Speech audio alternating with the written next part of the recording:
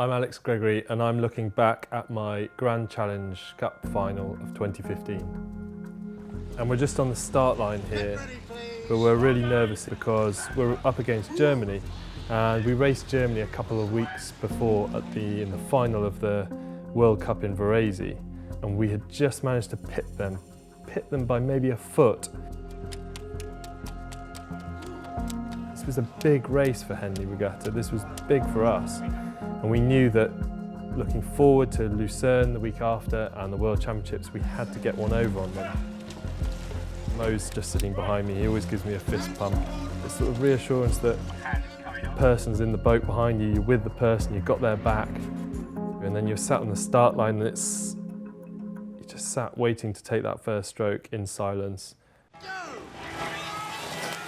And then you're off. And then it's all about following the man in front. So I just look down. Everyone says I row with my eyes closed, but I'm just looking at George's back. And Germany are renowned for having a fast start. Jürgen, our coach, tells us to make sure we step out on a high level.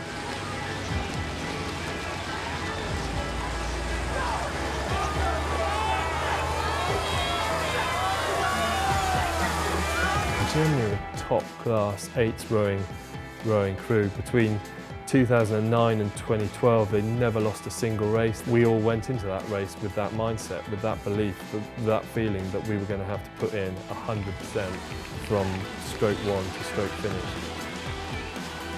The crowd and the spectators are really close to you. They're almost on top of you for I don't know, 50, 100, 150 metres until you get past Temple Island.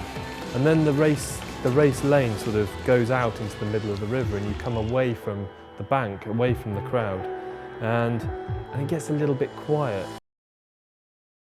And that's a difficult time in the race. That's when you just have to focus on what the cox is saying. This is probably where races are won or lost. And we found ourselves up on the Germans pretty early. And I've got to say, it was a bit of a surprise. But that's good. It gave us a real big surge of adrenaline. And by the end of the island, we were well up on the Germans. And coming up to Forlì, this is where the race really starts to hurt. You're just burning inside. Your muscles are burning and everything inside you is telling you to stop. My lungs burn. It feels like I'm breathing blood, but you just keep moving. And I love that you're all working towards the same goal together. And this part of the race here, they seem to have struggled with the poppy water. It was quite windy, not terrible, not the worst ever, but we seemed to be dealing with it really well, and it not only surprised us but made us feel good. And we used that section and listened to our cox Phelan, who was doing a great job at whipping us with his words. And this is the biggest margin by miles we'd ever, or I think maybe anyone had ever got on the Germans.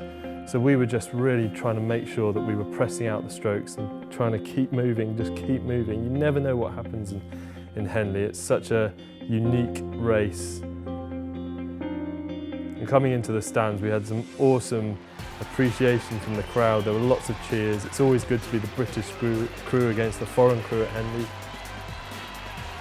And here, crossing the line, we were all pretty happy right there.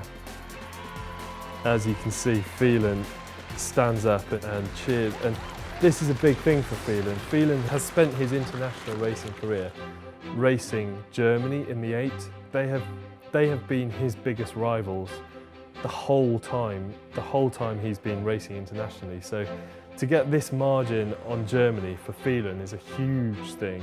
It's a big moment for him, and clearly people come from all over the world to race here, and to do it at Henley. Henley's such a special regatta for us. His reaction is justified. If it was anyone else standing up in the boat, then we'd all have a go at him, but no, for Phelan, that's okay.